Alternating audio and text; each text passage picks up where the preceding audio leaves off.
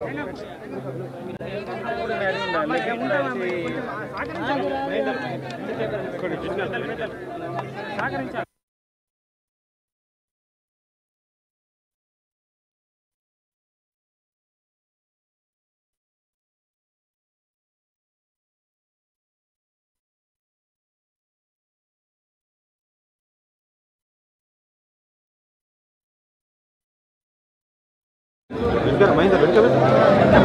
బాబు అందరు ఈరోజు ప్రజాపాలన విధానకర్త మన ప్రియతమ నాయకుడు, మా అందరి అభిమాన నాయకుడు, తెలంగాణ రాష్ట్ర పేదల బడుగు బలహీన వర్గాల ఆశాజ్యోతి ముఖ్యమంత్రి రేవంత్ రెడ్డి గారి పుట్టినరోజు సందర్భంగా మెగా రక్తదాన శిబిరము, అట్లనే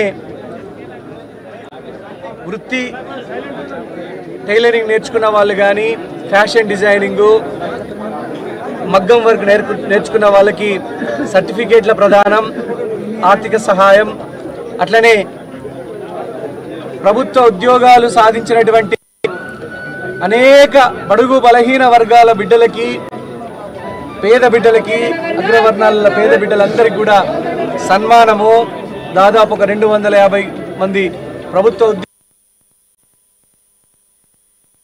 కూడా సన్మానము, అలాగే లబ్ధిదారులు ఉచిత కరెంటు 200 యూనిట్ల వరకు, మహిళలకు ఉచిత బస్సు ప్రయాణిస్తున్న మహిళలకు, అలాగే 500 రూపాయల గ్యాస్ సిలిండర్ తీసుకుంటున్నటువంటి వాళ్ళకి, రుణమాఫీ తీసుకున్న వాళ్ళందరికీ కూడా సన్మాన కార్యక్రమము, ఇలా అనేక కార్యక్రమాలు నిర్వహించడం జరుగుతూ ఉన్నది. ముఖ్యమంత్రి, ప్రజల ముఖ్యమంత్రి సోనియమ్మ ఆశీస్సులతోని, రాహుల్ గాంధీ ఆశీస్సులతోని తెలంగాణ రాష్ట్ర ముఖ్యమంత్రిగా చేపట్టి అనేక బడుగు బలహీన వర్గాల కోసం సంక్షేమ పథకాలను అమలు చేస్తున్నటువంటి ముఖ్యమంత్రి రేవంత్ రెడ్డి గారికి మేము ఘనమైనటువంటి బర్త్డే సెలబ్రేషన్స్ చేస్తా ఉన్నాము.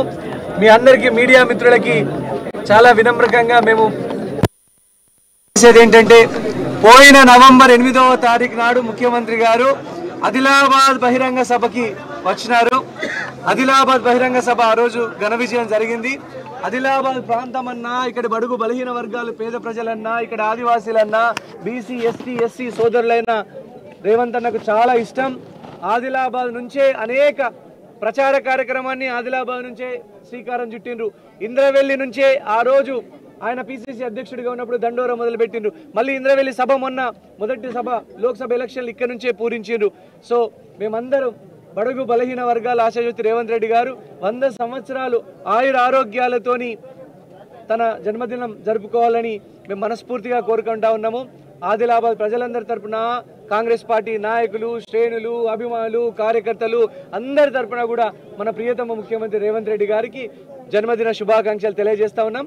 ఆయన నాయకత్వంలో వచ్చే 10 సంవత్సరాలు సోనియమ్మ ఆశీర్వాదంతో రేవంత్ రెడ్డి గారే ముఖ్యమంత్రిగా ఉండి ప్రజాపాలన అందిస్తూ ప్రజలకు అనేక సంక్షేమ పథకాలు ప్రవేశపెట్టి చరిత్రలో నాడు వైఎస్ రాజశేఖర రెడ్డి, ఆ తర్వాత ఎన్టీ రామారావు లాగా రేవంత్ రెడ్డి గారు కూడా ప్రజల బడుగు బలహీన వర్గాల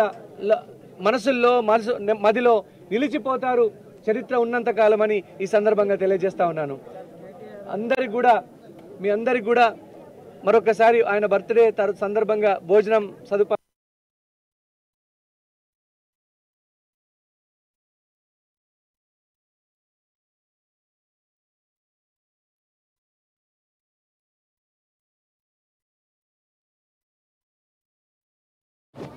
కేటీఆర్ గారు 10 సంవత్సరాలు ఆయన అధికారంలో ఉన్నప్పుడు ఎంతో మంది మీద ఎస్టీ ఎస్సీ అట్రాసిటీ కేసులు పెట్టించిండు, జైలుకు దోపించిండు, అన్యాయంగా ప్రభుత్వం ప్రజల భూముల్ని లాక్కున్నాడు.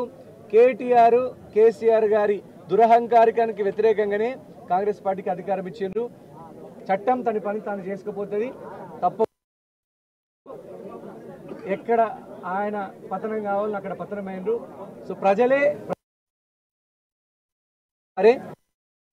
సరైనటువంటి సమాధానం చెప్తారు.